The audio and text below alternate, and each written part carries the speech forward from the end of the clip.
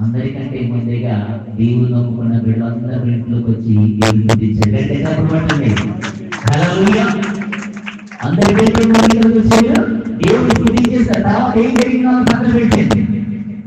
దేవుడి స్థితిలో జరిగేస్తుంది, దేవుడు నా మహిమపరచబడింది. వీళ్ళదే గమనించి ఇంట్లోనే సునాత గీతం పలికి ఒక ఇంట్లో లేదు, ఇంట్లోనే ఉన్నాను. అర్థమవుతుందా మీకు? అందుకని ఆనాడు ఆ ఇంట్లో ఒకే దేవుడి ఇంట్లో ఒక మందసం ఉండగా ఆ ఇంటిని దేవుడు ఆశీర్వదించాడు.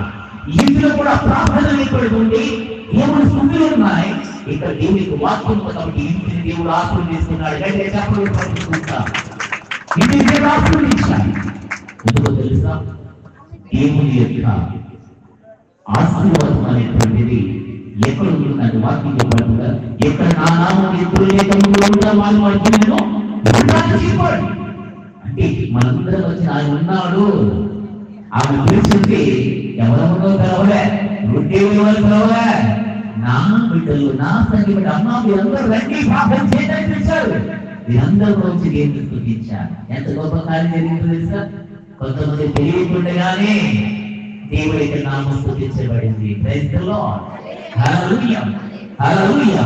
ద్వితీయోపదేశకాండం 8వ అధ్యాయం 11వ వచనం చదువుతాం. ద్వితీయోపదేశకాండం 8వ అధ్యాయం 11వ వచనం నుండి 8వ అధ్యాయం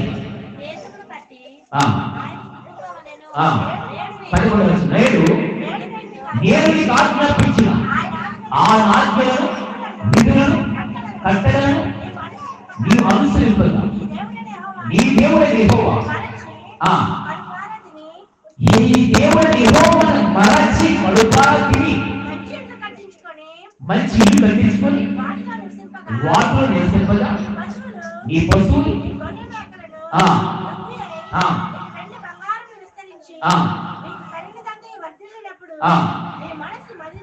నీ మనస్సు మరిచి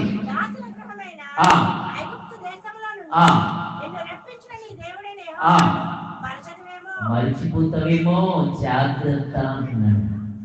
ఇంతగా దేవుడిని దీవించి చక్కటి ఇల్లు ఇచ్చి నీకు కావలసిన అన్ని కూడా సమృద్ధించుతారు. ఇవన్నీ కూడా అనుభవించిన తర్వాత ఇన్నిటికి కారణం దేవుడు మర్చిపోతావేమో, జాగ్రత్త అని దేవుడు అంటున్నాడు.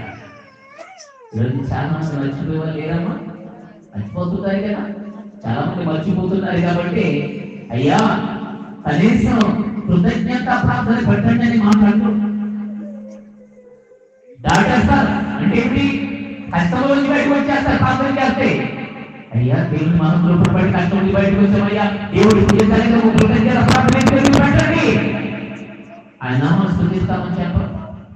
దయచేసి గమనించండి, మరిచిపోతారేమో, జాగ్రత్త అంటున్నాడు. మర్చిపోకూడదు మనం దేవుడు చేసిన మేలు ఏది అంటే 103 కీర్తనలో అంటే ఏమంటాడు?